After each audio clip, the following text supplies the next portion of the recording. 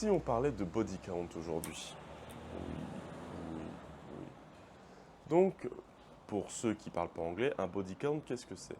Un body count, ce n'est pas le nombre de gens que tu as tués, c'est le nombre de gens avec qui tu as copulé. Et c'est généralement un outil qui est utilisé par les hommes pour juger les femmes sur leur échelle de pureté, sur leur capacité à être de bonnes femmes. Bonnes femmes en deux mots, hein. Pas l'expression, mais genre vraiment des femmes de qualité. Bref. Globalement, aujourd'hui, le body count, c'est vu comme quelque chose de très négatif par les hommes. Et ça vient d'une étude qui a été faite, et en fait, surtout beaucoup de propagande, clairement, sur cette étude qui disait que, en gros, les personnes qui avaient le plus de sexe avant le mariage, qui avaient le plus de partenaires, avaient plus de chances de divorcer une fois mariés.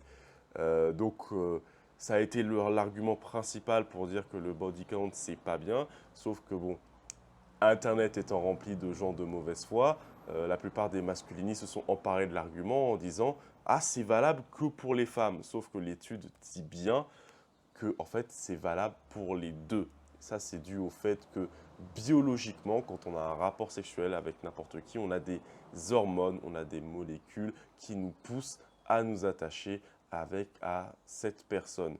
Et c'est à peu près les mêmes hormones qui vont intervenir quand votre femme va accoucher, quand vous ferez un enfant ensemble, il y aura les mêmes sécrétions d'attachement. Donc la théorie sur le body count, c'est que plus tu multiplierais les partenaires, plus tu te rendrais insensible, comme si tu t'entraînais à devenir insensible à ces hormones, à l'attachement, et du coup, bah, ça t'empêche de t'attacher quand tu trouveras le bon partenaire. Donc je trouvais intéressant de donner l'avis d'un thérapeute, donc moi-même, sur la question, donc je vais donner mon avis. Déjà, un peu d'histoire, pourquoi on parle plus de body count? Pourquoi tu as l'impression que c'est le mot, le faire valoir, le critère ultime dans la sélection de nos partenaires? Ben ça, c'est dû à un changement de contexte et un changement historique.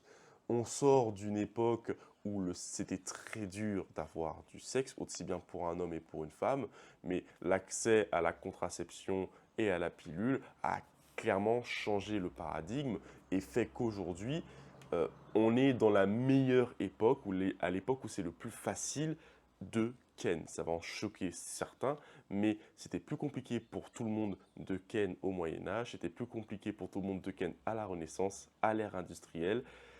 Aujourd'hui, globalement, c'est beaucoup plus facile parce que c'est souvent lié au fait que notre mode de vie a globalement augmenté. Donc voilà, donc forcément, avec cette abondance de choix de partenaires sexuels possibles, bah, on a vu des comportements déviants et on a eu des choix à faire. C'est-à-dire, il y a ceux qui étaient plus du côté conservateur, qui ont décidé de rester à l'ancienne et se dire qu'une femme, monogamie, pas de sexe avant le mariage, c'était très bien comme ça et que ça fonctionnait. Et il y en a d'autres qui ont symboliquement croqué la pomme et qui se sont dit, bah, maintenant que on peut me permettre de coucher avec qui je vais coucher avec qui je veux. Et évidemment, dans ces deux extrêmes, il y a la majorité des gens qui sont au centre, c'est-à-dire qui ils kennent de temps en temps pour se faire plaisir, mais ils sont quand même à la recherche d'un partenaire fiable sur du long terme. Donc maintenant, qu'est-ce que je pense de l'argument impact biologique, impact psychologique?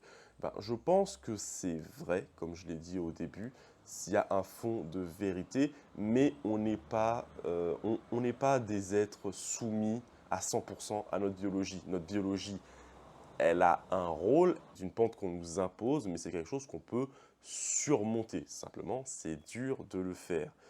Tous les débats qu'il y a sur le body count, sur pourquoi c'est mal, pourquoi c'est bien, c'est beaucoup des sursimplifications, de la mauvaise foi. C'est un outil utilisé pour valider tes croyances. Le body count, c'est pas plus mal que être traumatisé comme dans ton enfance. Je veux dire, il y a d'autres problèmes dans le choix d'un partenaire avant le fait que, oui, il a couché avec beaucoup de monde avant toi. Et donc, du coup, basé sur ces infos-là, faut-il coucher avec beaucoup de gens ou pas? Comme d'habitude, ça dépend. Ça dépend de votre culturel, ça dépend de ce que vous cherchez dans une relation. Globalement, c'est du cas par cas.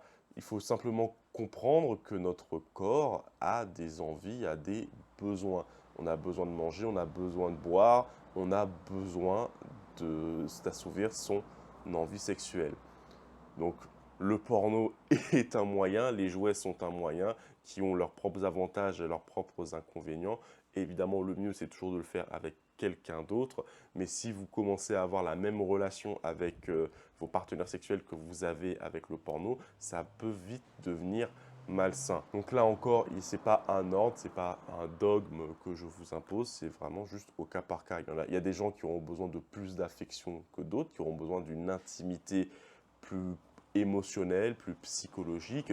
Il y en a d'autres qui au contraire seront plus dominés par leur pulsion, par leur envie de cracher ce qu'ils ont à cracher ou de se faire gratter là où ça les démange.